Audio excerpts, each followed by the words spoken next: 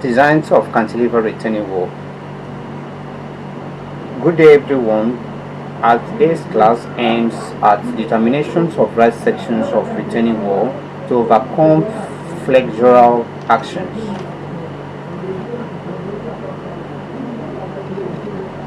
At different heights. Flexural actions such as overturning moments, sliding force, shear stress on the stem of the retaining wall.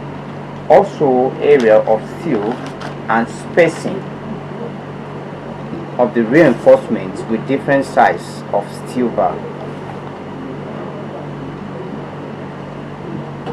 The diagram here is an example of a cantilever retaining wall. A cantilever retaining wall is a reinforced concrete structure built to retain lateral air pressure. To ensure the quality of these projects, retaining wall such as safety, service life, economical aspects of this structure. Structural design is crucial. Retaining wall is often built on a slopy soil and is recognized as part of the infrastructural development to protect residential as well as creating space for services. So looking at this diagram is an example of a cantilever retaining wall, and the diagram, this triangular shaped diagram, is the weight of soil, and this weight of soil is acting directly to the back of this retaining wall. This is the back, this is the front side of the retaining wall. This one is the weight, the diagram representing the pressure of water. That's PA2, PA1 representing the pressure of soil, and PA3 is the surcharge load on the retaining wall. So the summation of the PA1, PA2, PA3 is the total pressure acting on this retaining wall. So now, if assuming, remember, we are to determine the right section of the retaining wall with respect to the height of the retaining wall. So the distance, the summation of D, which is the thickness of foundation, and the height of stem is the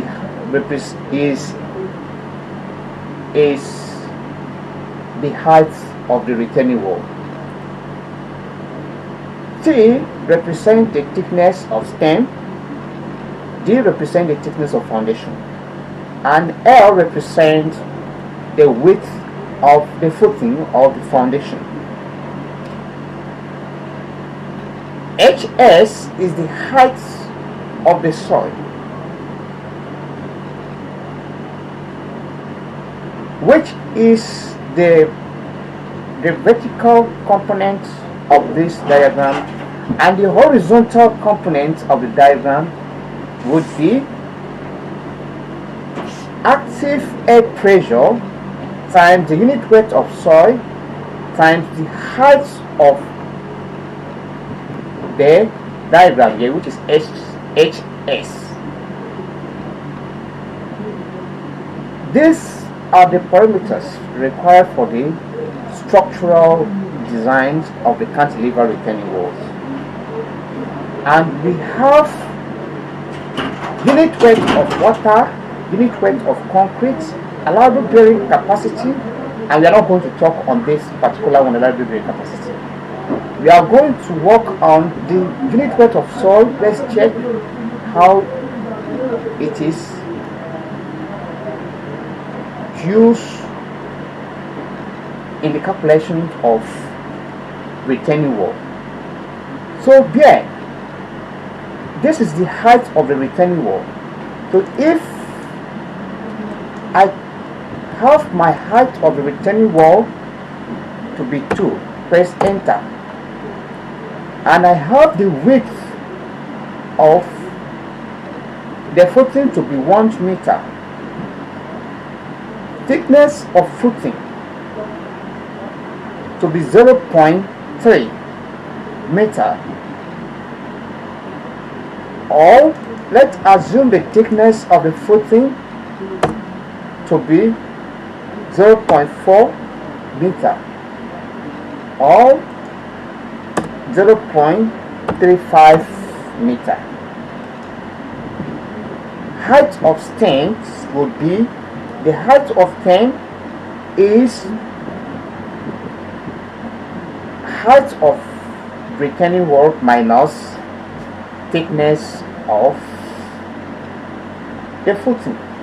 So if I click on this cell, you have this cell which represents height of retaining wall minus height thickness of the foundation, gives the thickness, the height of stem. Thickness of stem is 0.2 meter. Width of heel is 0.6 meter. So what it means by that is, if I click on this cell, we have width of footing. Width of footing is the summation of width of toe, thickness of stem, width of toe, width of heel.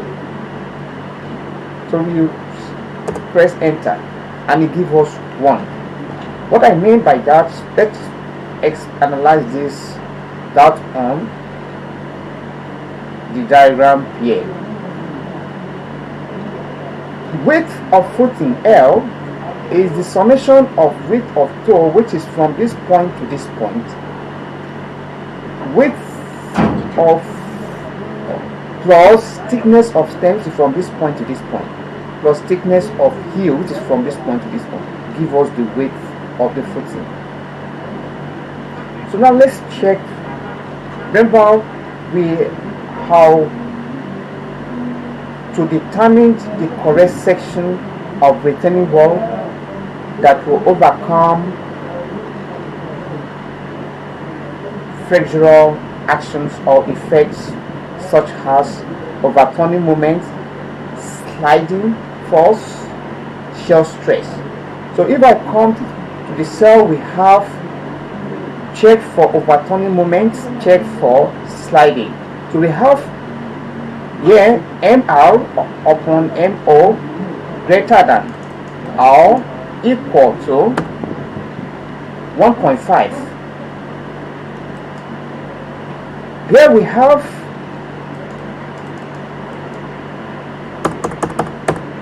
summation of the vertical loads acting on the retaining wall upon the summation of the horizontal pressure acting on the retaining wall. So if you come to this cell is like a logical cell.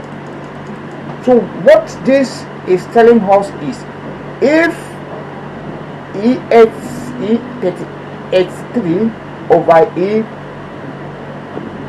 E84 less than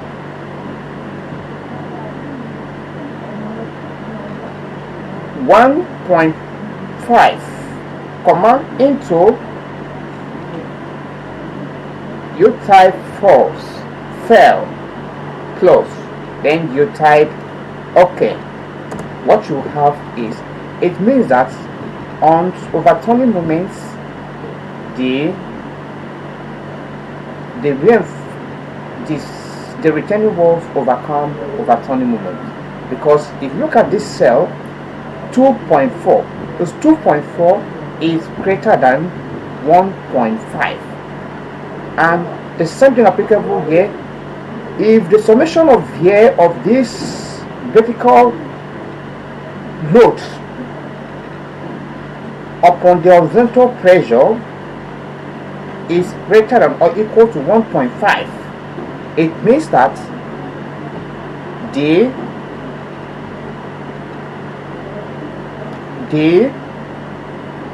this cell is the retaining wall overcome sliding force, and is what you can see is more than 1.5, and we have 1.6. so we have this upon this is give C6 upon E52, it gives us 1.6. So what is this what's this E58? E55. E55 represents the summation of the pressure acting on the retaining wall. So we come to this cell.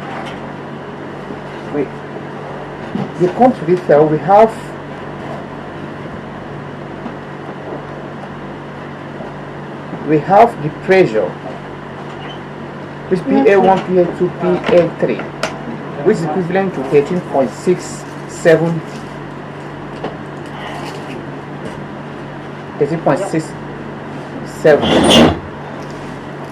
kilonewton.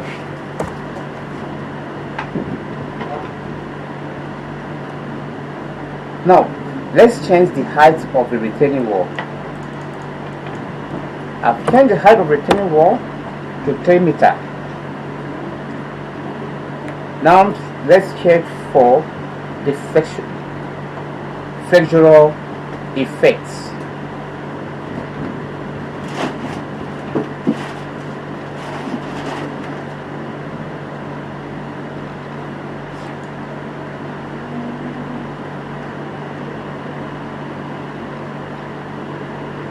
The retaining wall fell on overturning moment, it fell on sliding force.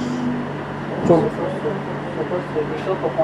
what we have here is 1.5, and this is less than 1.5. So therefore means that it fell. What we have here is 1.5, and this is less than 1.5. You have 1.1, 1.1. So we cannot use this section of this section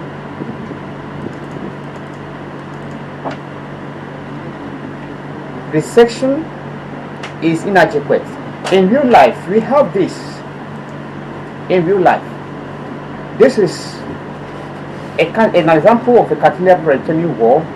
This retaining wall is being subjected to the lateral air pressure, and if you look at the top of this retaining wall, and this happens from the base of the retaining wall, there is a crack, and this is as a result of the load acting on this retaining wall, which is the pressure of the earth, of the soil. And what it entails is the retaining wall suffers shear stress. This is because the section of the retaining wall is inadequate, that the thickness of stem is not adequate, it's not okay, and that is the reason this retaining wall have this issue. Nothing like residential building can build on this soil, because the retaining wall lacks stability. The soil is likely going to fall. So when looking at this one, the same thing applicable. So if I use the width of the footing to be 1 meter when the height is 3 meters, the retaining wall is likely going to fail.